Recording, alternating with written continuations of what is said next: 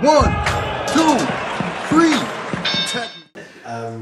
Tag Me Podcast, back again with another episode. You are joined by myself, Ola. And also Anton. And we have a very special guest. About time you came down. I'll let you introduce yourself, go on. My name is Daniel Duncy. And tell us a bit about Oh, this is I think you need to bring some background information. You need to do a proper introduction. This is What's your boy. that, a proper introduction? This is your boy. What's a proper introduction? I'm doing This a is proper your boy. introduction. How long have you known this guy for? Let him introduce himself and I'll get into that. So Daniel, Yeah. tell us your name. Tell us a bit about what you do. But what I do, so Yeah. day to day, I'm a police officer. Mm-hmm. Been a police officer for a few years, approaching 5 years now. So it's been a little while. Yeah. I started off in London, Okay. in Met Police. Yeah. Did that for a few years. Yeah. I'm now in South Yorkshire. So I'm now a Yorkshireman. I like that. So it's a bit of a Bit of a change there. bit of a change. Bit of a change Bit of a culture shock. No, that's brilliant. And the thing is, away from the podcast, obviously, I've known you since day, innit? Since day. Since Like, day, no? literally, primary school was what? Same hospital, same primary school. Everything. Then you guys went off. Then Yeah. same MFM, MFM, church. Yeah. Then uni. So obviously, I've just kind of seen you grow. I've seen the entire journey. Yeah. And seen you go into a career that us growing up was the career that we was kind of looked at as, huh? Yeah. Like for us, it was like in the music, in the industry, on the streets, in school, it was like pigs and snitches, and we wouldn't sort of associate with them. Yeah. And then you sort of made that decision to become a police officer, to be on the front line, with police officers in the face of danger, dealing with sort of dangerous situations. And me sort of taking the kind of desk job, I just thought, what is he doing? A lot of it for me was just, why would he do that? So I Yeah. guess to sort of start off, you obviously mentioned that you are a police officer. Why did you make the decision to become a police officer? What about it appealed to you and said, I want to get into this? Well, it was in my early 20s, obviously, we're out of uni. And I've sort of sat down and thought really hard with myself, like, what do I want to do? What will give me fulfillment? Because for me, you need to be happy in your job, because that's where you're gonna spend the most amount of time in your week. Yeah. It's the same with your colleagues and everything, and that has to bring you fulfillment. Obviously, naturally, there were times when you have bad days. So I thought, what is it in a career, in a job that I want? So I was able to identify. I enjoy engaging with people, which most people do. I like being outdoors, but more importantly, obviously being a BME officer, being a black officer, I thought, well, if I'm going to be a police officer, I want to put myself in a place to encourage young black males, like I was once upon a time. That is a life away from crime. That is a life away from drugs, gangs, and anything like that. So I thought, let me use that in comparison, or in conjunction with being outdoors and engaging with the public. So naturally, it was always either going to be either a youth worker or a police officer. Obviously, I see more career prospects as a police officer, so I thought, this is what I want to do. I think I knew that from leaving university, and in my early 20s, I knew this is what I wanted to do. So I've sort of worked towards that, and I put myself in a heavy black community. So I've worked all my service whilst in London. I worked within Hackney, which has got, obviously, as we're all aware of, a very high knife crime, gun crime, gang crime, youth crime, etc., etc. So that's where I wanted to be, and that's sort of the reasons why I've chosen that career path. I'm with you. And just sort of going back to the point where you sort of mentioned you kind of making that decision to take the job, how did your family take it? And was there ever any concern with you about how you would be perceived? Not really, no. I know there's this whole thought about black people shouldn't be police officers, or why are you siding with those, but no, let me just speak about how it was. So obviously, just my mum, my brothers and my sisters, and they were all really supportive towards it. Especially my mum, who I look as my role model, and she was very shout out. She was very supportive towards it. Like she was really happy that like my son, my firstborn, is doing a job that will make her proud. Because obviously my grandfather was never a police officer, but he was a lawyer, so he was always in the law, civil service type of role. So she was always happy and supportive that I made that career path. And with friends, I don't really have any friends that are on the wrong side of the law or anything of the such. So I didn't get any negative backlash from it, because all my friends are decent, upstanding people. So naturally, no, I've had no issues really from friends or family in being a police officer. I remember sort of roasting you in jest, but that was obviously all banter. Yeah, it was all banter. Say that now, innit? Yeah. It's like, why are you being a police officer? But no, it's benefits. So like, what did you actually study at university? Computer science. Oh, so you so completely to yeah. But so in what stage did you decide that you're gonna make a transition? I think in the second year, not even the second year, maybe the first year, I realised this isn't what I want. But I think with many students out there who are in university, they just get complacent, and if I don't do this, what am I going to do? But I knew straight away this isn't what I wanted to do. I didn't like the thought of sitting behind a desk. I don't like a desk job. It's not me. And like, I want to get out there. I want to do something practical. Yeah. So in a sense, I sort of made a mistake going to. I don't regret going, because obviously I wouldn't have known what I didn't want to do. So obviously I'm always going to take learning even from mistakes. But I knew quite swiftly that this isn't what I wanted to do. But I don't think, because I was at such a young age, well in my late teens, that I didn't really have the conviction to go out, take myself out of that situation and try something else. Obviously, we can only look back and reflect as we get older. So you realise that in your second year, computer science wasn't really the thing that you want to do. You completed your course. You graduated, or did you? Nah, it's a bit of a sticky one still. You was like, you know what, this ain't for me. Yeah. And then after that, you already knew where you was going to apply. Did you? Well, what was the next step after that? Well, after that, I knew I wanted to work and engage with the public. I knew that for a fact, and I wasn't sure, do I want a career within the NHS or do I want it within, or find some sort of organisation where I can fulfill that. So for a blip, I think about a year, so I think I was 22, I thought about considering doing radiography. Just because I just found it fascinating. So I think I did a year in Hertfordshire. I was considering doing a year, should I say? No, tell a lie. That never happened. So So I was thinking about doing radiography, and I did my research. This is why I can't trust police, because they don't actually know their stories. and then I realised, this isn't what I want. So I thought, okay, what is that I want to do? I knew I wanted to engage with the youth. I knew I wanted to engage with young people. I knew I wanted to get out there. So I was speaking to my mum about it, bouncing ideas back and forth. So I thought, like, light bulb moment, why not just be what my mum did, which is a social worker. So I thought, this would really suit me. Snatcher, I had to go back and study again. After the year of that, I was ready. Like, I had everything ready in place to start my course. And then I thought, my heart wasn't in it. My heart really wasn't in it. Like, I got all my offers back, so most people only get 1 or 2. I got all 5. But my heart wasn't in it, and I knew I had to do something else.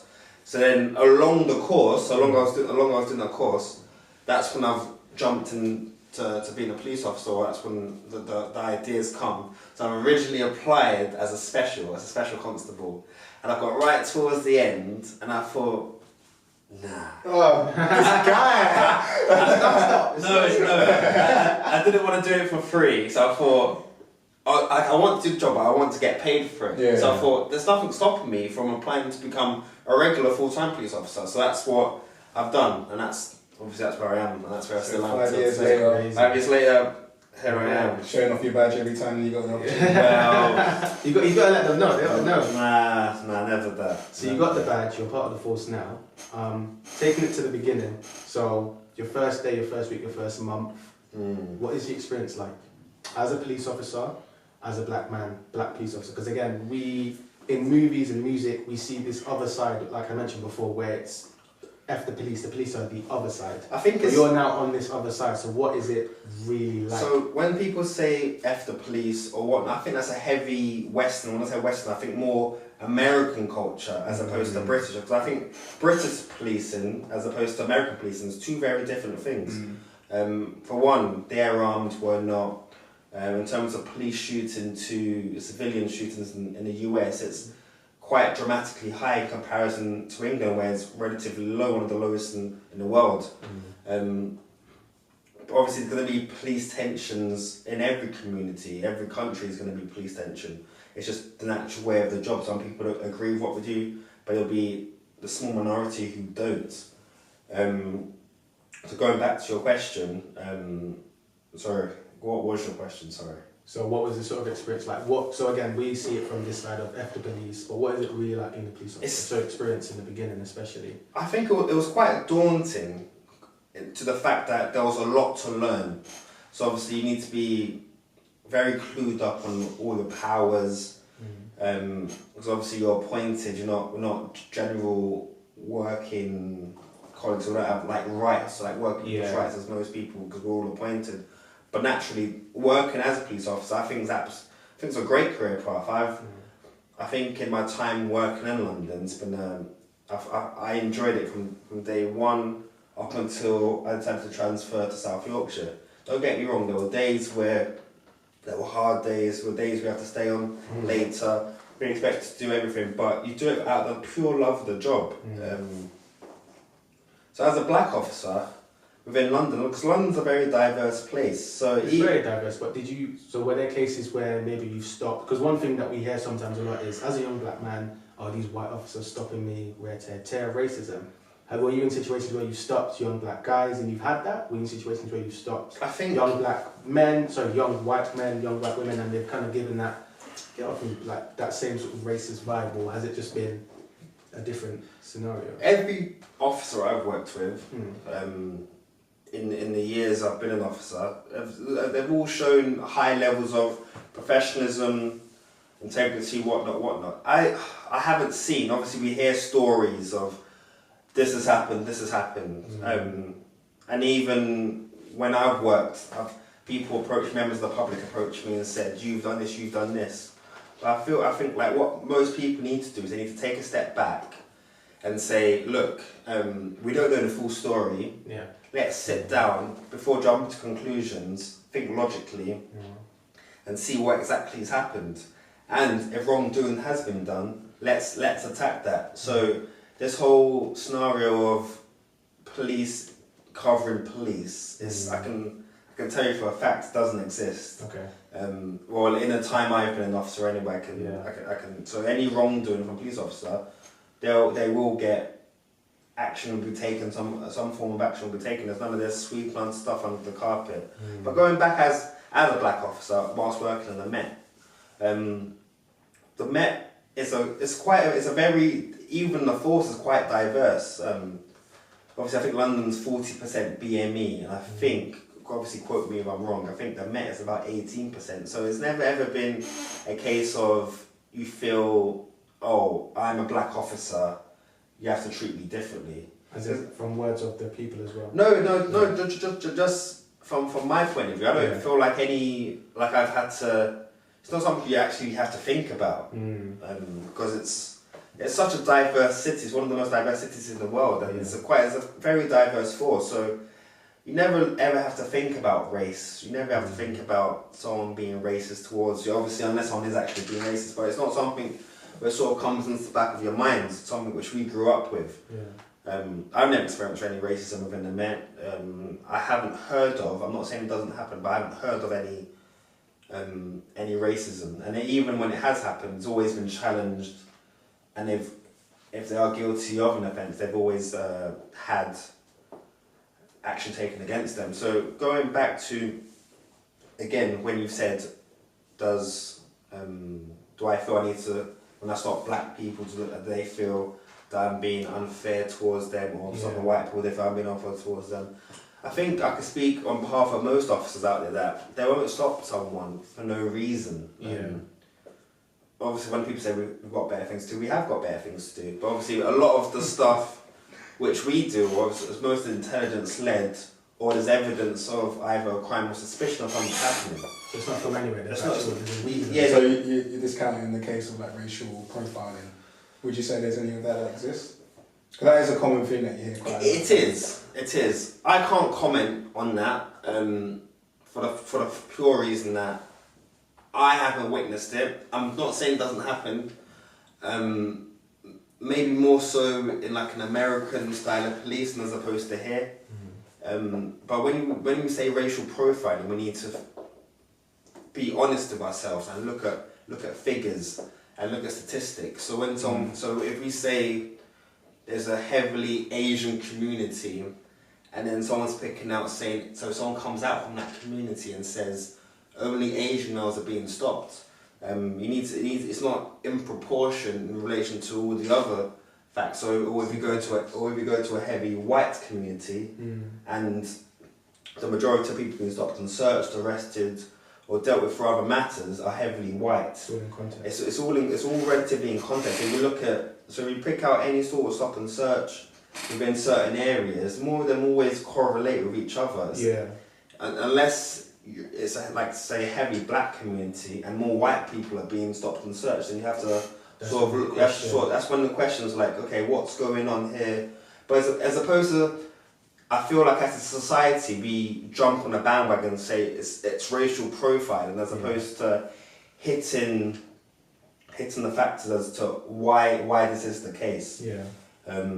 What is happening that is allowing these people, or allowing this community to be searched more, or whatever. So it's a bit more to it. It's not very black and white in terms of racial profiling. When you put it in context, I think it makes a lot more sense. That aspect of an Asian man being stopped in a predominantly Asian area, it makes sense that there would be that higher proportion of stops. It makes complete sense, and it's encouraging to hear you kind of speak about you not kind of seeing or experiencing that sort of racism or direct discrimination against a group of people. I want to just shift the conversation swiftly to, I guess, maybe just maintaining on this theme, not even of just black men or people in general. Because I remember there was a day when I got stopped, and then I remember I got out of the car. The guy was like, "Get out of the car." He checked, I was fine, blah blah blah. And I remember we spoke about it, and he was like, "Why did you get out of the car?" And I was like, "Because he told me to." And you were like, "You're right, it's this is your right, you didn't have to get out of the car, stay in the car, just tell him your name and your address." And you said tell him your name and your age or something. And I was like, why am I just hearing this now? I wasn't aware of my rights as an individual, as a citizen. Are there sort of, can you tell us certain rights that we have as individuals? So what should I look out for if I'm being stopped? What things should I take care of? If an officer stops me? I think it all boils down to common sense, really. Obviously, if someone's telling you something, no matter who they are, whether it's a butcher, a judge, a police officer, a fireman, or anything like that, I think we've all got, or the majority of us, have common sense to think that this isn't right, what he's doing isn't wrong, what he's doing isn't right. So you have the right to challenge any behaviour from anybody that you don't feel you're comfortable with. Obviously, if a police officer is speaking to you, just speaking on myself, and you're there effing and jeffing, shouting, "You can't do this, you're breaching my human rights." Freedom and them. Wow. Then it's sort of only going to be a downward conversation. However, so when you speak about what rights do you have, we've all got our human rights. So, or what things like that example, I would have thought that was just standard. An officer says, so let's give it two scenarios. But even though he's asked you to come out the car, there's nothing wrong with coming out the car. But what are your rights? So do you have to come out the car? Yes, something like that. What things are people not aware of? There's a lot of things people aren't aware of, and my question to them is, if you're unsure, just ask. Okay. So that's a good point. So if obviously sometimes even an officer may know. We don't all know everything. We're not. So what would be that wording if you're going to ask that question? You're in the car, he's telling you to step out. Would you be like, do I have to? Yeah, I think it's a case of just being polite. If you're not comfortable with something or there's a reason against it, just ask, look, Am I obligated? am I obligated? Do I have to do this? What's the reason behind this? Why do you want me out of the car? Is it because if you're standing next to me, it's unsafe on the road? She wants to speak to me on the pavement. So I think it boils down to, because there's thousands of rights, so it would be all day about what you need to look out for. It just all boils down to common sense. Like what is that you want? If you're feeling like you have to ask, then there'll be a level of you being uncomfortable about it. So just ask, and 9 times out of 10, in fact almost 10 times out of 10, they'll be honest up front, because the fast, I think there's, however, it's about 140,000 police officers within the UK. About 99.99 recurring are decent officers. Yeah. It'll be that extreme minority that will just ruin a name for everybody else. Yeah. And that's the issue we have, because how often do we hear on the news about an officer doing something which they shouldn't be doing, and I'm not defending them whatsoever, but then it sort of blackwashes all the good work which has been done by hundreds of thousands of officers. So that's something which I don't agree with, because I think like the media obviously have the right to publish whatever, but obviously they have to have responsible publishing, because sometimes when they already know that there's tensions with the police, putting this fuel on the fire isn't helping. Just makes it worse. Yeah. It really just makes it worse. And so just going back to a point you mentioned earlier about sort of why you got into the career, about wanting to be that sort of figurehead on the streets for young sort of black men. Are there situations where you've maybe been called to a situation, a young black guy has stolen something or needs to be given an ASBA or whatever, will you go out your way to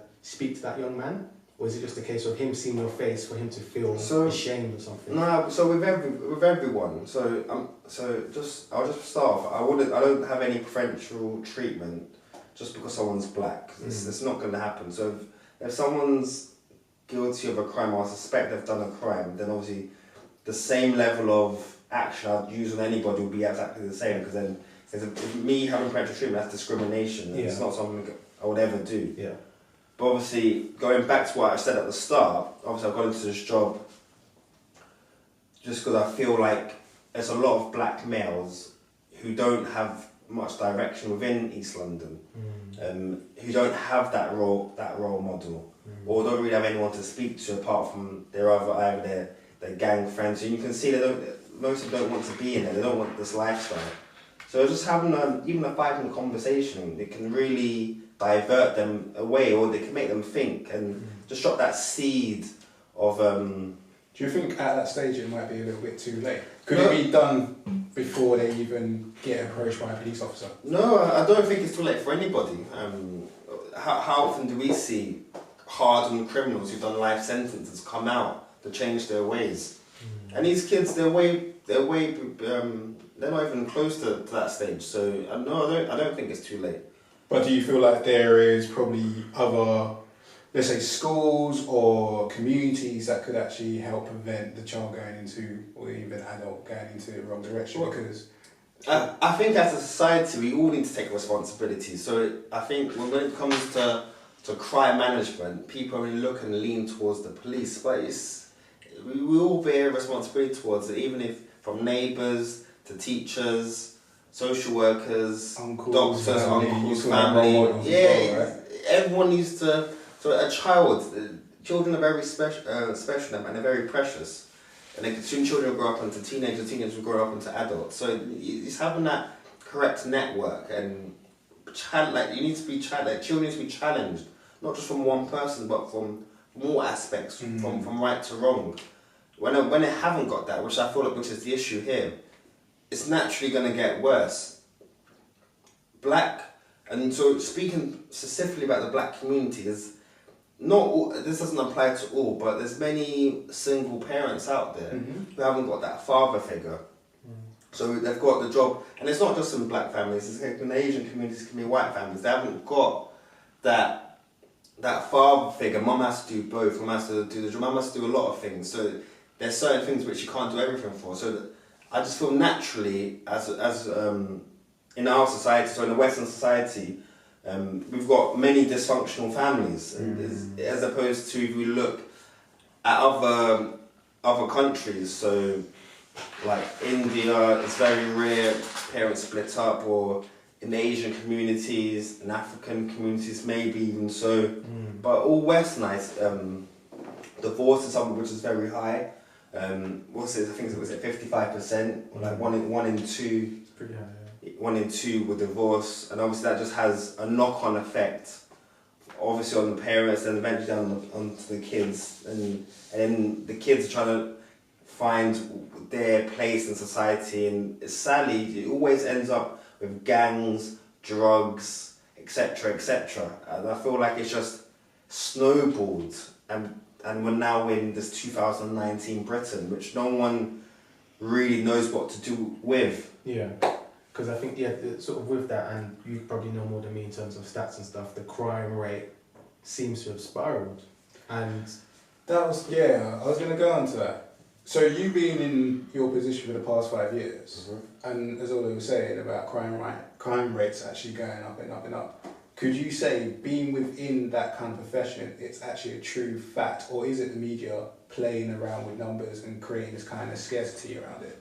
So, in terms of numbers, I don't know. You're on the ground, so are you seeing more crimes? Are you being called out to more violence? I'm always, I feel like as an officer, I'm always dealing with something.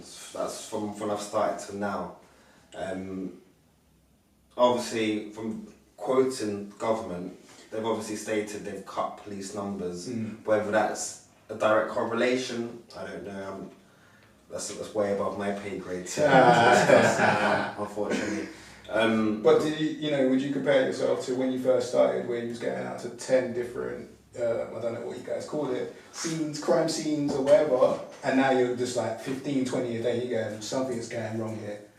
I feel like whilst I was working in London, I feel like knife crime was getting out of hand, and it definitely is.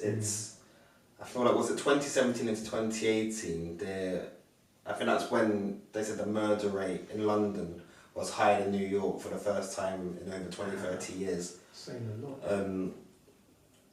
But there's so many parts before that, so it's not just a case of this has happened, why has it happened? I feel like there's many steps which has led us to the situation we're in now. So how do we go? So we need to identify where's it started, or a step where it started, as opposed to, because we're just looking at the end, not really looking at the systematic fault as to why it started. There's all this talk about react, but let's talk about prevent.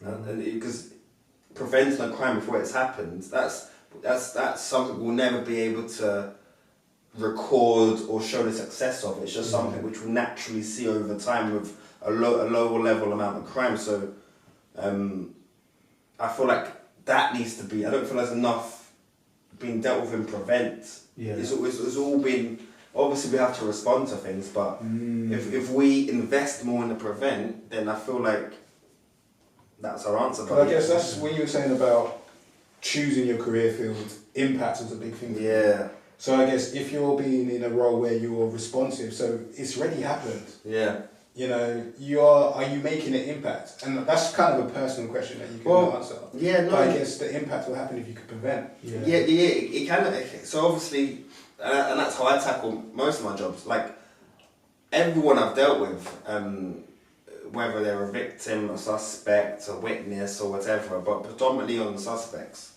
if they've done the crime, it'll be dealt with however it's dealt with. But I always chat to them as like, yo, like, come on, like, what's going on? Like, why have you done this? Why have you decided to carry a knife with you? Why have you decided to punch this person? Why have you decided to carry drugs around with you? Like what's... Because once upon a time, you were a sweet, innocent boy or girl. How have we now gone from that to being arrested? Big man Michael on the block. Yeah. How's that happened? And obviously, like, you're aware of how it could probably lead down the line, So let's not get you to there. So let's think, okay, obviously I'm not saying change overnight. Change takes serious time. It takes time, it takes effort and determination from any individual. So how are you going to want to get yourself from where you are now to where you want to be? And it's sad because obviously not everyone can take that advice on board. Because they're in it as well. Because you're giving it from a kind of outside perspective. Like that's their life, that's their reality. Mike is going to turn around like, you don't know my life. Yeah. Mum's working all day long and I need to provide for the family as well. Or some scenario like that. You can't just say, bro, just make that one change and everything will be alright. Unless you take him out of that environment. But like, for me,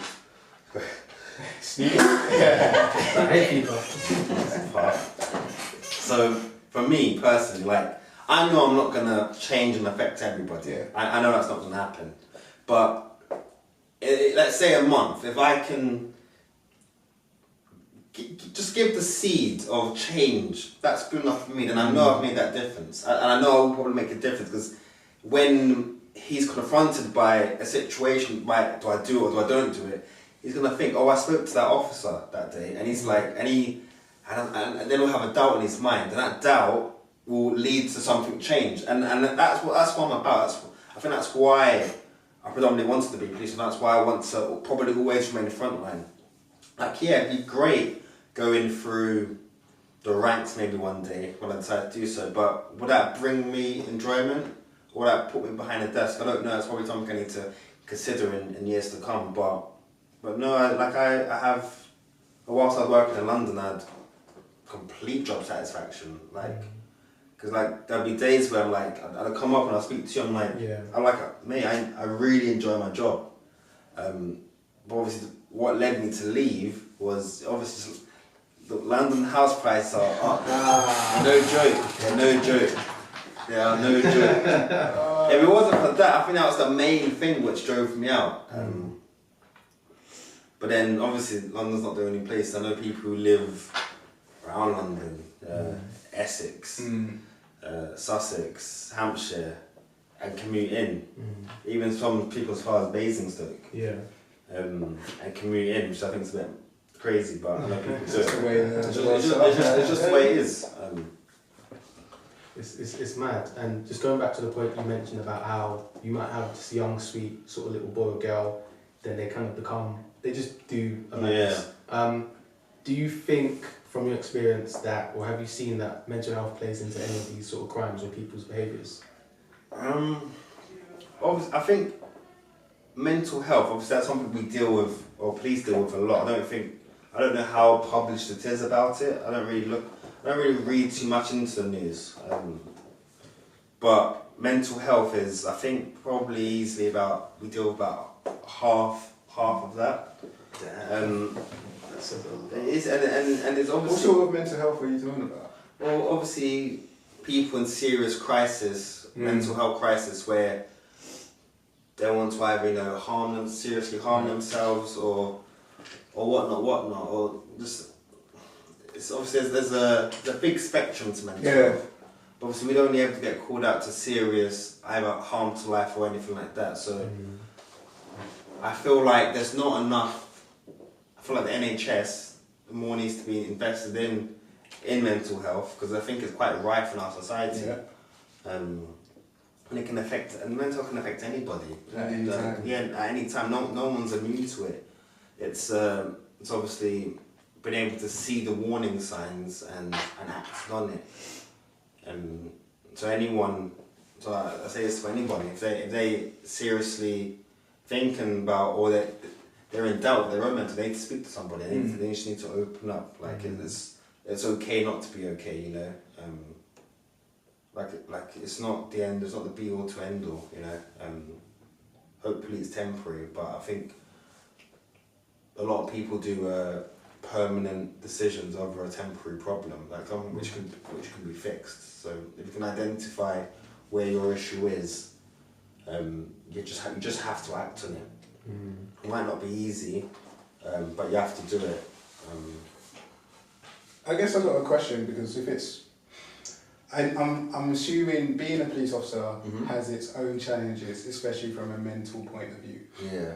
So within the police force, is that a thing that's kind of a focus, like care for each officer? Is there that kind of, I don't know, whether it's in your personal development plan or anything like that, I don't know how they will do it, but do they look out for you? Safeguarding, basically? They do. So even for us officers, there's help and assistance out there, which I think is very important for the job, because in the job you can see all types of stuff, like really horrendous, horrific stuff which normal members of the public would never see.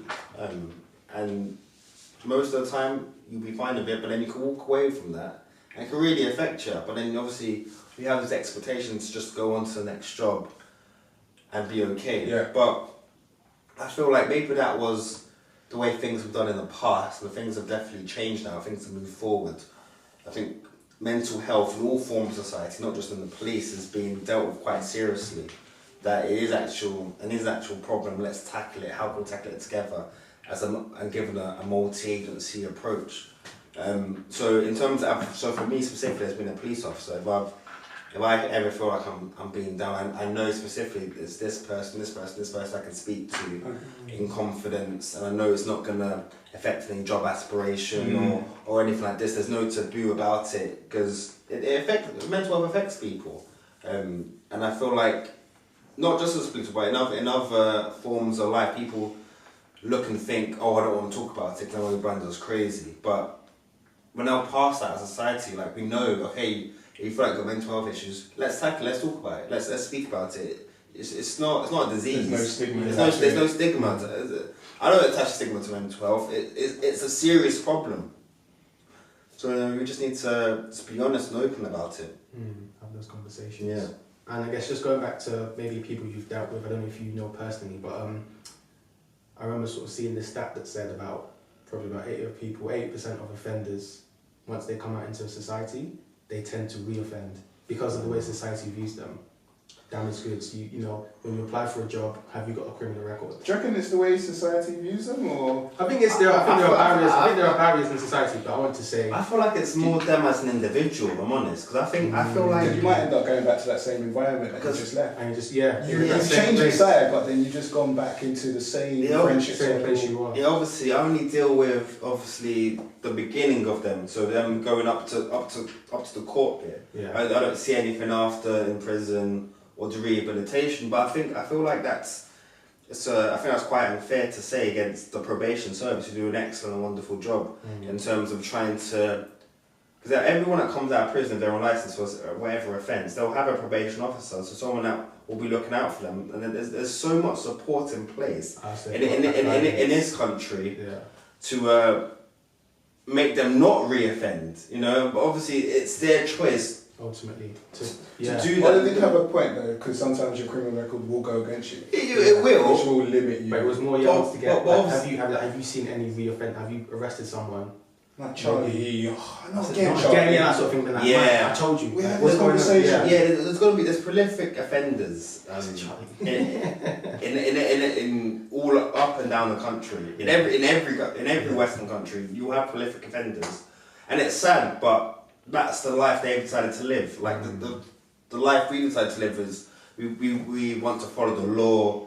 We don't want to not seriously offend anyone. Like, you know, just remain within the grounds of the law. But some people naturally don't want to do that. Yeah, because I was going to say, is there anything that we as society could have done more? But you sort of mentioned how they have officers there to support them and guide them. I feel like there's more than enough support, and that's them as an individual. Like, I feel like we don't want to address and say things for what it actually is. If people want to offend, they're going to offend. Like, you can give them everything. You can give them £100 and say, look, there's £50 they don't take it. I'll still steal that £50, even though you're already giving them 100, because that's just the way some people are. That's the way they're tuned. And there's certain people who you can't help, no matter how much assistance you give. But obviously, we still have a job to do as officers. Other people still have jobs to do. So it doesn't just fall on our heads or my colleagues' heads. It's sort of us, society, as opposed to us versus them. Yeah. On that sort of theme, Obviously, you've spoken about how people view the police and you and the journey and sort of police officers and sort of mental health and what police officers do for society. What can we do for police officers? Apart from obviously not committing crimes, obviously, what can we do to, no, real, like on a day-to-day, you know, let's be honest, you're dealing with a lot of madness. Say you stopped Michael, what can Michael do to make things that bit? Not easier, but not so hard. Like, is there a certain way he can behave? When you say stopped, what means stopped and searched? Stopped and searched, being spoken to, raiding these, like whatever it is there a certain etiquette? Obviously, apart from just being polite, like what can I do to make things a bit easier for you? I think that's really all. Just being polite on the conversation. I feel like things escalate for no reason. Because you've mentioned that things will escalate where you've literally just done a standard random stop and search, and then someone's just from nowhere. Maybe they've had a bad day, whatever it is.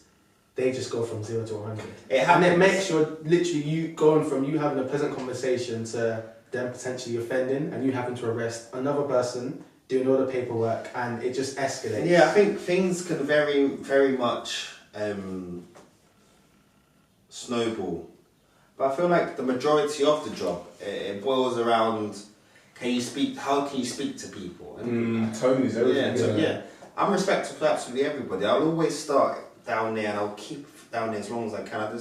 It's unnecessary. Like people in all walks of life, I'm not just saying police officers, will start up here and it ends badly the majority of the time. And it's just, more often than not, people have said, oh, I've had a bad experience with the police. I'm like, well, I'm sorry for that. I can't help that. But I'm going to speak to you because I don't know you from Adam.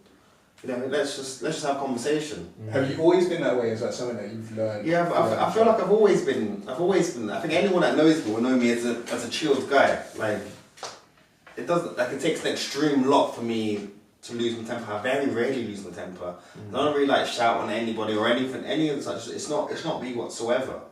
I like to have a relaxed view on life. However, obviously, being in this job, there'll be times when you can't be like that. You have to. There's an expectation of you, so obviously I'm always going to rise to that expectation. But naturally as a person. You start from down here, you try and be a relatable person. That makes sense. And it's good to hear. I think it's just encouraging for us to just know how to interact and deal with people. Because I think a lot of people just come from that nervous kind of what have I done? Is it really random kind of thing? So it's important, and I think good to hear how we can just match officers and just be calm. Because I think that's the same from any point of view, like conflicts. Like how do you deal with conflicts? You don't raise your voice and you just kind keep it down. Because we're all human beings. We're not like Terminators. But it's like, how do you control that trigger? How do you make sure you don't bowl over in a situation? Like, I'm thinking about going home and I'm being pulled over. Yeah.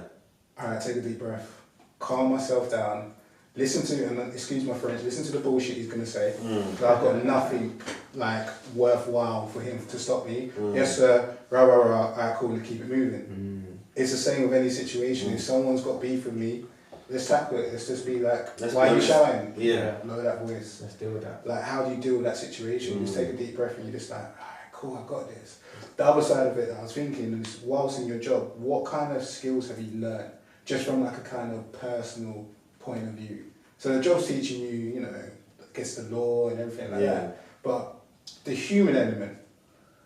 I don't think there's actually. Oh, he's just that guy. I'm just the best police officer. No, I don't. No, I'm not saying. No, far from. There's way more experience. I feel like it's one of the jobs you learn every day. But like, as opposed, it's not learning about me as myself. I feel like I still feel.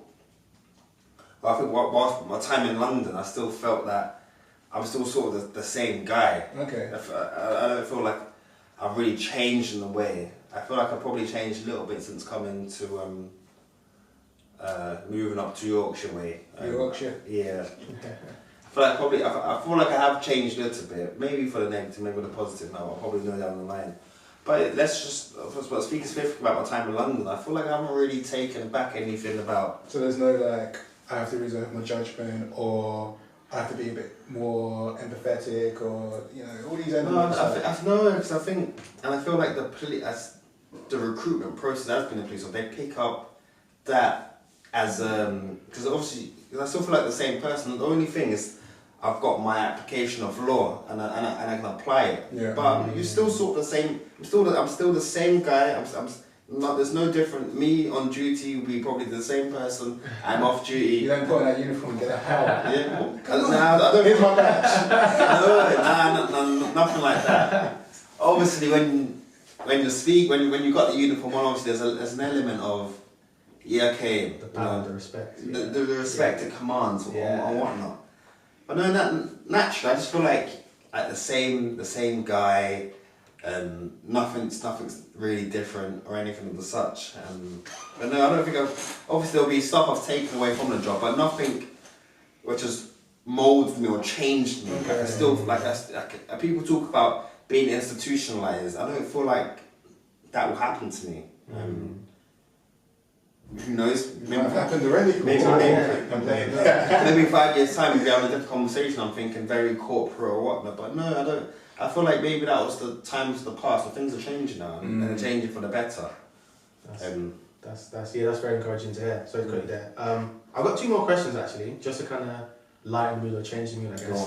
The first one is, what would you say has been the craziest, almost random kind of case you've been caught to, where you've just been like, really? Like, what? Obviously, only sharing details that you're comfortable sharing. Nothing mad, but just something that you're just like, what? One time and they fight with another dog. Oh no, I will. No. So it's when I was in Yorkshire actually. Recent. Okay, fresh one. So it's recent.